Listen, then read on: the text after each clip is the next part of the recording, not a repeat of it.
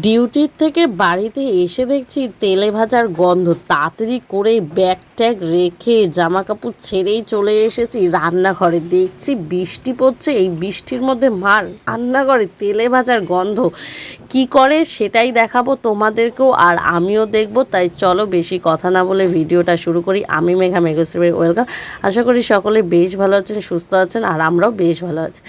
আজকে যেহেতু সকালবেলায় আমরা দুবেলায় খিচুড়ি খেয়েছিলাম ভাজা টাজা দিয়ে, সেই জন্য রাতের বেলায় মা আটা মাখিয়েছিল, আর সেই আটা দিয়েই মা আজকে গরমা গরম লুচি তৈরি করেছে। আমরা সবাই মিলে এই লুচি, আর তার সাথে মা একটা ভালো ডাল করেছে, যেই ডালটা হচ্ছে ছোলার ডাল, গাছের পেঁপে আর আলু দিয়ে মাখা মাখা করে যেমনভাবে করে সেইভাবে। এই ছোলার ডাল আমরা নারকেল দিয়েও খেয়ে থাকি, তোমাদের সাথেও শেয়ার করেছি আগে। যাই হোক, লুচিগুলো তো মা একের পর এক ভাজতে শুরু করে দিয়েছে। আজ যে সকালবেলায় শাপলা ফুলগুলো দেখিয়েছিলাম তোমাদের আজকেই, সেগুলো রাতের বেলায় এসে দেখছি বেশ ফুটে গেছে, তাই একটু হাতে নিয়ে তোমাদের সাথে দেখিয়ে দিলাম। কি ভালো লাগছে না? আর তার সাথে একটা হালকা সুগন্ধ আসছিল, যেটা তো আমার আরও বেশি ভালো লাগছিল। যাই হোক, একটা শাপলা ফুল নিয়ে কানে গুঁজছিলাম যে এরকম করে কোনো দিনও শাড়ির সাথে পরলে কেমন লাগে সেটাই দেখার জন্য।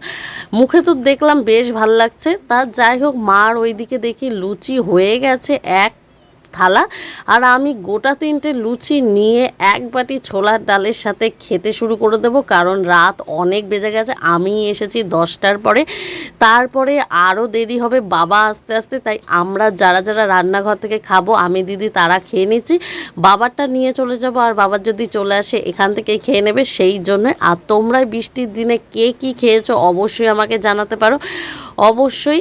আর আমরা তো বেশ খেয়েছি, টানা বৃষ্টিতে খিচুড়ি আর এরকম গরম গরম লুচি পরোটা খেতে কার না ভালো লাগে। কিন্তু এই সবের সাথে বাবা দোকান থেকে আসার সময় আবার দোকান থেকে কি নিয়ে এসেছে সেটা দেখতে চাও? সিঙ্গারা নিয়ে এসেছে। বাবা একটা খেয়ে এসেছে, আর 2টো নিয়ে এসেছে।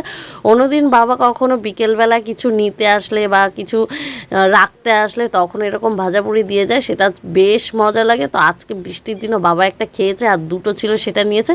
তো দিদি আর খাইনি, আমি মা খেয়ে নিয়েছি।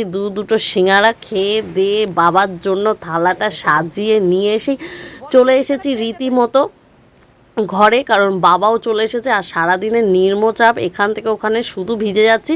আর সবার লাস্টে এই যে সঙ্গী, একে না থাকলে তো বাঁচাই যাবে না। তো আজকের ভিডিওটা এখানেই শেষ করছি। কার কার ভিডিওটা বেশ ভালো লেগেছে অবশ্যই জানিও। ভালো থেকো।